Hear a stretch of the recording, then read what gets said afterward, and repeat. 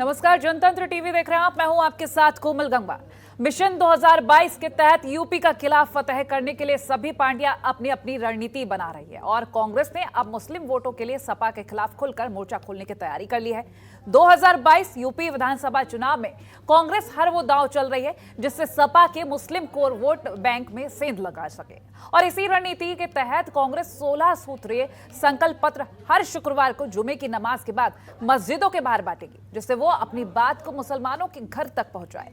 ये संकल्प पत्र 24 सितंबर से 15 अक्टूबर तक महाअभियान के तहत सभी 403 विधानसभा सीटों की बड़ी मस्जिदों के बाहर बांटे जाएंगे। अगर बात करें यूपी की सत्ता की, तो कांग्रेस 3 दशकों से बाहर है और सपा बसपा ही सरकार में रही है। सूबे का मुस्लिम मतदाता आजादी के बाद से 90 के दशक तक कांग्रेस का परंपरागत वोटर रहा है, जिसके चलते कांग्रेस सत्ता पर विराजमान तो होती रही है, लेकिन मंडल और कमंडल की राजनीति में कांग्रेस का राजनीतिकरण समीकरण यूपी में टूट गया है और अब इसमें ब्राह्मण वोटर बीजेपी में चला गया तो दलित बसपा के साथ है, जबकि मुस्लिमों की पहले ही सपा पसंद बनी हुई है और उसके बाद मायावती। अब बड़ा सवाल ये उठता है कि क्या कांग्रेस यूपी में मुसलमानों को साधने में सफल हो पाएगी? क्या एक बार फिर मुस्लिम वोटर्स कांग्रेस पर भरोसा जता पाएंगे?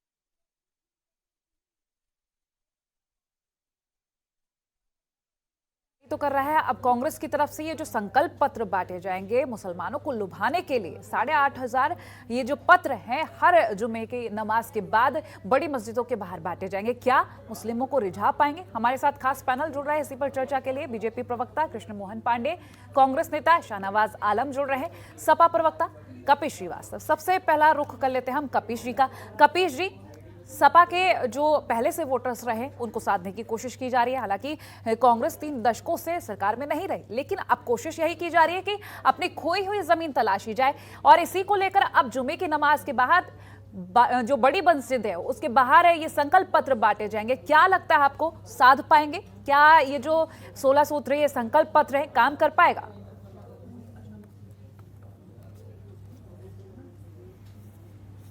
सबसे पहली चीज तो हम ये कहते हैं कि समाजवादी पार्टी हमेशा से सकारात्मक राजनीति में विश्वास करती है और कांग्रेस का ये पूरा अधिकार है कि वो अपने प्रचार और प्रसार करने के लिए वो जो भी रणनीतियां अपना ले, लेकिन रणनीति अपना लेने से कोई काम नहीं चलता है।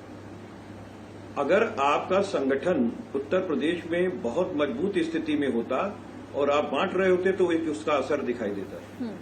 और रह गई बात इस चीज की कि समाजवादी पार्टी ने जो धरातल पे काम किया है, जो लगातार 5 साल हमने योगी सरकार के विरुद्ध आंदोलन किए हैं, तमाम मुकदमे हमारे कार्यकर्ताओं पे लगाए गए हैं, उनके सर फाड़े गए हैं, तो ये सारी चीजें हैं जो जनता देख रही है। और डेवलपमेंट के तौर पे जो हमने 2012 से 2017 के चुनाव में एक प्रगतिवादी सोच की सरकार दी और तमाम इंफ्रास्ट्रक्चर में चीजें दी जिसको कोई ढक नहीं सकता है, और मैं बार बार उन चीजों को दोहराना नहीं चाहता हूं। तो जनता को तो विकास चाहिए ना, और कांग्रेस तो 30-32 साल पहले से उत्तर प्रदेश से बहुत दूर हो चुकी है और आज भी उनकी प्रभारी जिस तरीके से उत्तर प्रदेश में नियुक्त हुई थी और उसके बाद से अब वो फिर आ रही हैं कुछ दिनों के लिए, तो उत्तर प्रदेश की जनता पर ही छोड़ देते हैं कि उत्तर प्रदेश की जनता की सेवा एक दल लगातार रह के कर रहा है और उसके नेता रख के कर रहे हैं।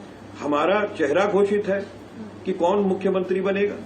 तो ये सारी चीजों के और सकारात्मक ऊर्जा के साथ हम हैं और बिल्कुल कहते हैं कि कांग्रेस को अपनी अपनी चीजें करनी चाहिए, उससे कोई गुरेज नहीं है हमें, क्योंकि उनका ये विधिक अधिकार है कि किसी पार्टी को बढ़ाने के लिए, नीतियों और रीतियों को पहुंचाने के लिए वो पत्र बांट सकते हैं, हम उसका विरोध नहीं करेंगे। लेकिन उस पत्र का क्या असर होगा ये 32 साल से देखा नहीं गया है। तो ये हम उत्तर प्रदेश के आगामी चुनाव पे अपने नागरिकों पे छोड़ देते हैं कि वो मस्जिद के बाहर बांटे या गुरुद्वारे के बाहर बांटे या मंदिरों के बाहर बांटें, तो अब देश विकास परक राजनीति पर ही है, न धर्म और न जाति।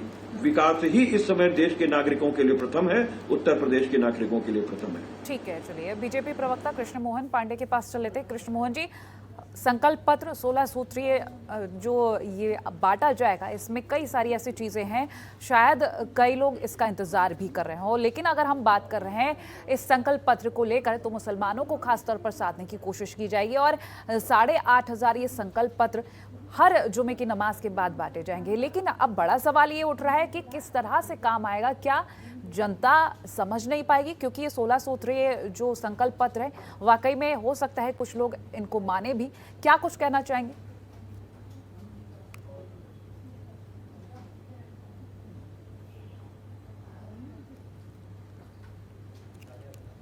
कृष्ण मोहन जी, मेरी आवाज मिल रही है आपको? जी बताएं। जी, मेरा सवाल यही है कि जो कांग्रेस की तरफ से संकल्प पत्र अब बांटे जाएंगे जुमे की नमाज के बाद, क्या लग रहा है कितना फायदा होगा? बता दूं कि केरल का कांग्रेस का ये चरित्र रहा है। ये शुरू से ही आप देखेंगी तो जाली टोपी पहनना, खजूर खाना, नमाज में शामिल होना, मुस्लिमों के घर जाना, मस्जिदों के बाहर अपने लिए या अपने लोगों के लिए मुफ्तियों से फतवे जारी कराना, ये कांग्रेस का पुराना अपना रहा है। इसमें कुछ कांग्रेस नया नहीं कर रही है। हाँ, नया उन लोगों के साथ ये है कि अब ये मंदिर घूमने लगे हैं, ये नया इच्छाधारी हिंदू बन रहे हैं, तो इनके लिए ये नया है।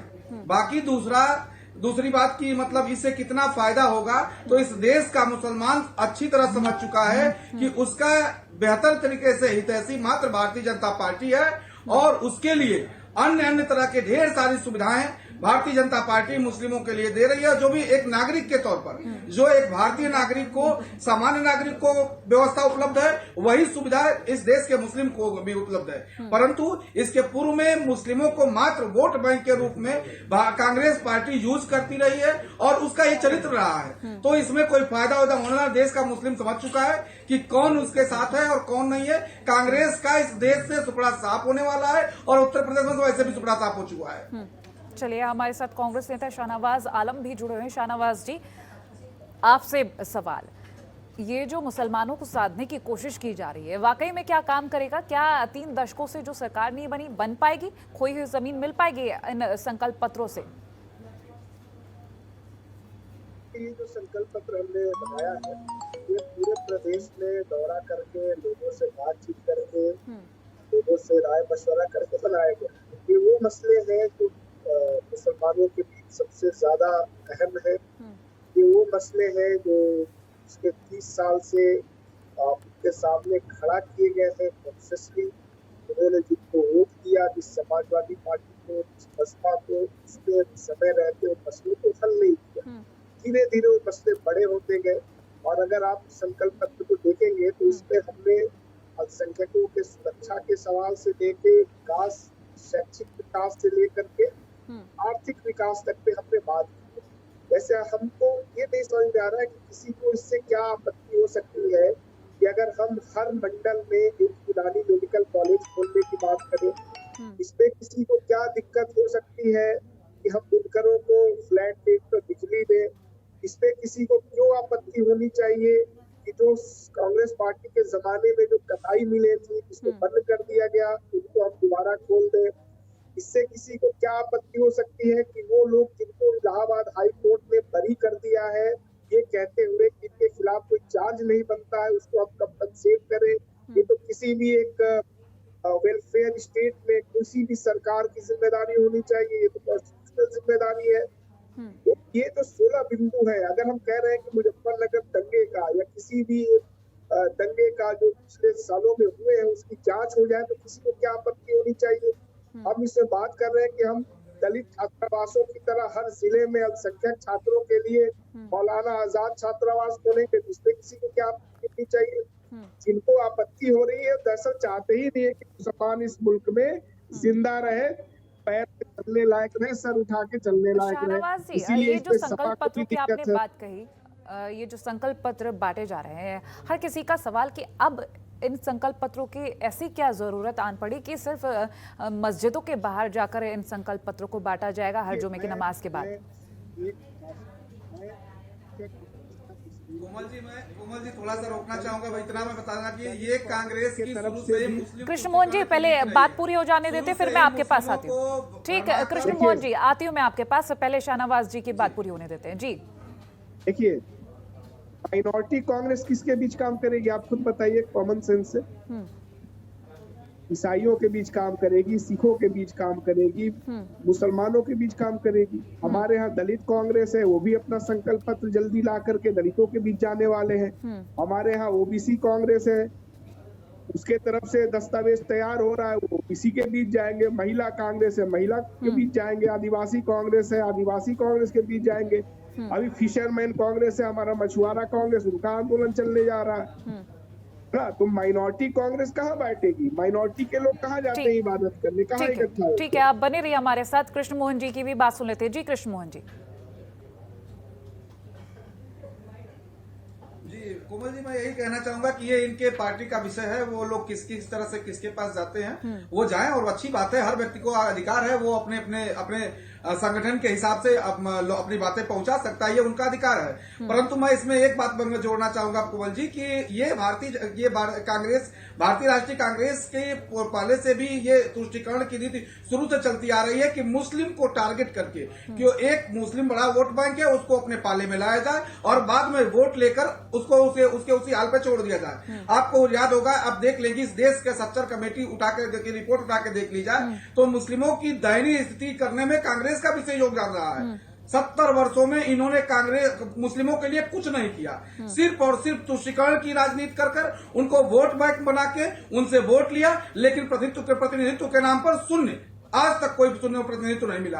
आपसे बता दूं कि इनका कांग्रेस का अभी आज जम्मू कश्मीर का इतना बड़ा मामला जो मतलब कि 370 था, देश के लिए कोड़, देश के लिए सर पे एक कलंक की तरह था, वो उसको हटाने का काम भारतीय जनता पार्टी ने किया, और वो भी काम उस 370 धारा जो बनाई गई थी वो भी मुस्लिम तुष्टीकरण के हिसाब से ही लगाई गई थी कि इस देश में 2 प्रधान 2 निशान 2 विधान रहेगा, वो भी मुस्लिम तुष्टीकरण की एक नीति। तो ये कांग्रेस की पुरानी चाल रही है कि मुस्लिमों को उन एक वोट बैंक की तरह यूज किया जाए, उनको सिगुफे दिए जाए कि आपके लिए ये किया जाएगा, आपके लिए आसमान में महल बनवा दिया जाएगा। अब मुस्लिम चूंकि एक बहुत ही भोला भाला समाज है, उसको ये लोग अपने पाले में लाते हैं और बाद में फिर उनको वैसे ही छोड़ देते हैं जो जिस हाल में है। तो ये कांग्रेस की पुरानी चाल रही है और ये अभी आगे भी करते रहेंगे। खैर, ये जालीदार टोपी पहनना, खजूर खाना, मुस्लिमों के से अपने मुफ्तियों से अपने पक्ष में ऐलान करवाना, ये इनका काम रहा है और ये कुछ नया नहीं कर रहे हैं।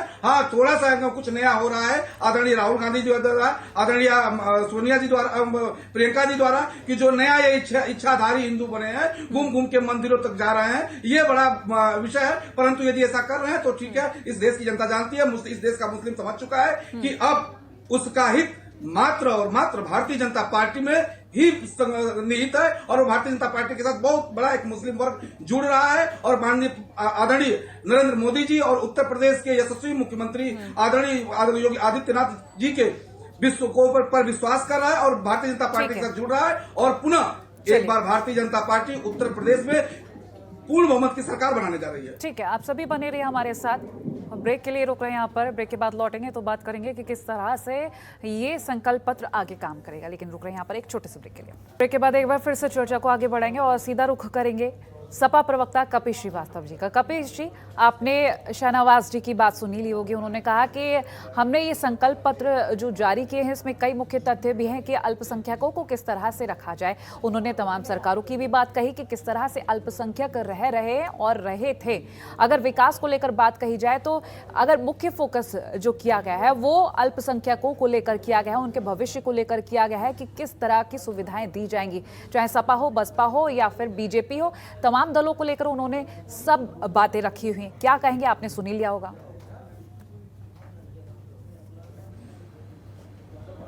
कोमल जी, हमने सुन लिया और उनकी बातों का हम कांग्रेस के जवाब दें, उससे पहले हम कृष्ण मोहन जी को एक छवि दिखाना चाहते हैं और ये आप अपने स्क्रीन पे डिस्प्ले करा दीजिए। जिस तुष्टीकरण की ये बात कर रहे थे और जिस जालीदार टोपी से ये नफरत करते हैं और बता रहे थे कि कौन इच्छाधारी है कौन इच्छाधारी नहीं है, ये तस्वीर उनको सब बयान कर रही होगी। इसमें इनके रक्षा मंत्री हमारे हैं राजनाथ सिंह जी और दूसरे इनके उप मुख्यमंत्री जी हैं महेश शर्मा जी। तो अब ये डिसाइड कर लें कि टोपी ये लोग पहनते हैं कि नहीं पहनते हैं। तुष्टीकरण ये लोग, अगर यही तुष्टीकरण है तो ये तुष्टीकरण करते हैं या नहीं करते हैं। और दूसरी चीज मैं ये भी कहना चाहता हूं उन्हें कि जब आप सच्चर कमेटी की बात कह रहे हैं कि उसमें मुस्लिम समाज को कहा गया कि ये सब दलित समाज से भी पिछड़े हुए, उनके हक और हुकूक उनको नहीं प्राप्त हुए, तो इसके मतलब ये है कि भारतीय जनता पार्टी जिस तरीके से सेकुलर दलों के लिए आरोप लगाती रही है तुष्टीकरण की, ये बात सही नहीं है। तुष्टीकरण तो तब होता ना जब उनको तुष्ट करते वो अपलिफ्टमेंट हो जाता और हिंदू समाज इच्छाधारी जिसको ये लोग बता रहे हैं वो नीचे हो जाता।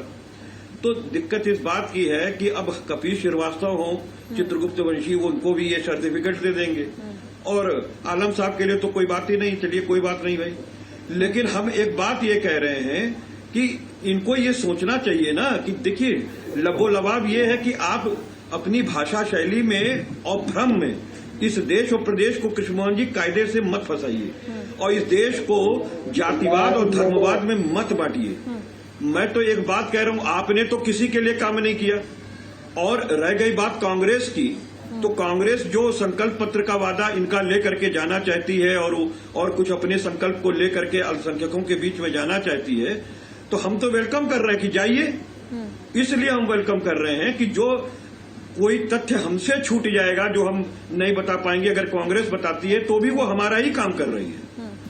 क्योंकि अक़लियत के लोग, चाहे इस उत्तर प्रदेश के नागरिक जो समान प्रज्ञा वाले व्यक्ति हैं, वो ये देखते हैं कि विनाश लीला खेलने वाली पार्टी को हराने वाली पार्टी कौन सी है और किस पार्टी ने मुसलसल 4 बार जो है सरकारें डेवलपमेंट की सरकार दी है। तो कांग्रेस हमारा ही काम कर रही है। जहां हम नहीं पहुंच पाएंगे या जो तथ्य हमसे छूटेंगे ये बताएंगे, लेकिन इस देश का अक़लियत भी और इस प्रदेश का अक़लियत भी, प्रबुद्धजीवी लोग भी, इस देश का सामान्य नागरिक, इस प्रदेश का सामान्य नागरिक उत्तर प्रदेश के अंदर समाजवादी पार्टी में अपनी सरकार देख रहा है, अपनी बेरोजगारी को रोजगार देख रहा है, महंगी बिजली के लिए सस्ती बिजली देख रहा है और किसानों के लिए अद्भुत पेंशन योजना भी देखेगा। और साथ ही साथ एमएसपी जो हम उत्तर प्रदेश में अपने पास से देंगे वो भी अद्वितीय होगी, वो दिखाई देगा इनको। तो हम तो सारी चीजों को लेकर के जाएंगे। हम पुरानी पेंशन भी देंगे, हम पुरानी पेंशन देंगे, उत्तर प्रदेश के अलग वेतन आयोग देंगे, शिक्षा मित्र को परमानेंट करेंगे, तदर्थ शिक्षक को परमानेंट करेंगे। हम बंच ऑफ थॉट से गवर्न नहीं होंगे। जिस तरह से भविष्य की बातें की जा रही है, क्या ऐसा भी हो सकता है कांग्रेस की तरह आपकी तरफ से भी फिर संकल्प पत्र जारी कर दिए जाएं, लोगों को बांटे जाएं? हमारा तो घोषणा पत्र होगा। इन्होंने बताया टेक्निक अलग है कि इनके यहाँ अल्पसंख्यक मोर्चा है तो यूथ मोर्चा है या अन्य मोर्चा है या दलित मोर्चा है, वो सब अपना अपना संकल्प लाएंगे। लेकिन हमारे यहाँ बटे हुए लोग नहीं, हमारे यहाँ ऊपर के नेतृत्व से ही नीचे तक के लोग चलते हैं और हर अनुषांगिक विंग चलता है। तो समाजवादी पार्टी अपना एक घोषणा लाएगी और उस घोषणा पत्र को लेकर के हमारे भी ये सारे मोर्चे हैं जो इन्होंने बताए हैं, वो मेरे ख्याल से सभी दलों के होते हैं। तो हमारे पास एक घोषणा पत्र होगा और वो घोषणा पत्र हम लेकर के उत्तर प्रदेश के जनता के पास जाएंगे और हमने जो डेवलपमेंट किया है वो जो हम बताएंगे तो वो तो दिखाई देगा। लेकिन जो भारतीय जनता पार्टी ने डेवलपमेंट नहीं किया, हमारे फीते का फीता काट रहे हैं, हमारे शिलान्यास का शिलान्यास कर रहे हैं, वो तो जनता पूछेगी ना कि पर्चा से विकास कराओगे। भैया पर्चा से विकास नहीं होता है। आप कहोगे कि लखनऊ में मेट्रो आपने चलाई तो कोई नहीं मानने वाला, कोई भी बच्चा भी नहीं मानेगा, कहेगा आप तो एक स्टेशन आगे भी नहीं बढ़ा पाए 4.5 साल में, आप क्या बात करेंगे। पूर्वांचल एक्सप्रेस वे आप दे नहीं पाए, आजमगढ़ से टूटना शुरू हो गया। कृष्णमोहन जी, आपका फाइनल कमेंट ले लेते हैं, क्या कुछ कहना चाहेंगे? आपने दोनों ही प्रवक्ताओं की बात सुन ली होगी। जी कृष्णमोहन जी, 30 सेकंड में आपका फाइनल कमेंट। अपने सपा के साथी मित्र को मैं बता देना चाहूंगा कि ये एक मुस्लिम, किस तरह से मुस्लिम वोट बैंक कांग्रेस अपने पाले में करती है। इसका सबसे बड़ा उदाहरण है कि राहुल गांधी, आदरणीय राहुल गांधी जी उत्तर प्रदेश छोड़कर केरल गए वायनाड में, और वह उस सीट पर लड़े जहां पे मुस्लिम आबादी ज्यादा थी। उनको पता था कि मुस्लिमों को अपने पाले में करके जीत लेंगे, फिर इनको इनके हाल पे छोड़ देंगे। दूसरी बात, उनसे मुस्लिम जिस दिन ये पर्चा भर रहे थे तो मुस्लिम लीग के झंडे पे, जो मतलब इनके उस रैली में न तो भारत कांग्रेस का झंडा था और न ही देश का झंडा था, मात्र और मात्र मुस्लिम लीग का चार सितारा वाला झंडा था, और उसी पर उनका पर्चा दाखिला हुआ। तो ये तय है कि वो मुस्लिमों के साथ, मुस्लिमों के वोट बैंक को लेने के लिए वहां से गए थे। तो कुल मिलाकर आप ये कहना चाह रहे हैं कि सिर्फ लुभाने की कोशिश की जा रही है, बाद में कुछ नहीं। एक छोटी सी कोमल जी एक अंतिम बात अपनी बात कहना चाहूंगा। जैसे उन्होंने कहा कि आदरणीय राजनाथ सिंह जी और आदरणीय उप मुख्यमंत्री जी कहीं से मतलब खजूर खाते हुए उनकी टोपी पहने हुए दिख गए इनको। मैं तो किसी मुस्लिम को अपने से अलग थोड़े मानता हूँ। हम तो भाई हमारे, चलिए ठीक है शाहनवाज जी, आपका फाइनल कमेंट 10 सेकंड में। ठीक है कृष्ण मोहन जी, शाहनवाज जी का फाइनल कमेंट ले लेते हैं। शाहनवाज जी, आपका फाइनल कमेंट। कृष्ण मोहन जी ले लीजिए फाइनल कमेंट जी। शाहनवाज जी, हम लोग भी, हमारा जो दलित कांग्रेस है, ओबीसी कांग्रेस है, महिला कांग्रेस है, समाज के अलग अलग तबकों में काम करने के लिए जो कांग्रेस पार्टी के विंग्स हैं, वो अपने संकल्प पत्रों को लेकर के जल्दी ही जनता के बीच जाएंगे, क्योंकि हम मानते हैं कि हर समाज की अपनी अलग विशेषताएं हैं, अलग तरह की समस्याएं हैं, जिनको अलग अलग तरीके से उठाया जाना चाहिए। चलिए ठीक है, बहुत शुक्रिया। चलिए बहुत शुक्रिया आप सभी का हमारे साथ जुड़ने के लिए इस चर्चा में। तो लगातार हर दल अपनी कोशिश कर रहे हैं, और कांग्रेस की तरफ से जो संकल्प पत्र बांटे जा रहे हैं उनका यही कहना, जो छोटे छोटे मोर्चा बनाए गए हैं या छोटे छोटे कांग्रेस के दल भी हैं, चाहे वो युवाओं को रिझाने के लिए हो, चाहे दलितों के लिए हो, चाहे ब्राह्मणों के लिए हो, या फिर जिस तरह से अब मुसलमानों के लिए ये जो संकल्प पत्र जारी किए गए हैं, सिर्फ इसलिए कि जनता तक उनका काम पहुंचे, जनता तक उनकी बातें पहुंचे कि आने वाले वक्त में यदि उनकी सरकार बनती तो क्या कुछ किया जाएगा। कांग्रेस का यही कहना है, और अन्य दलों की भी बातें सामने आ रही। बहरहाल बताएगा वक्त कि क्या कुछ खास रहेगा मिशन 2022 में और किस तरीके के नतीजे रहेंगे। फिलहाल इसी के साथ हमारी इस खास पेशकश में इतना ही। देखते रहिए जनतंत्र टीवी। नमस्कार। खबरों के निष्पक्ष विश्लेषण के लिए सब्सक्राइब करें Janatantra TV and press the bell icon. Never miss any update.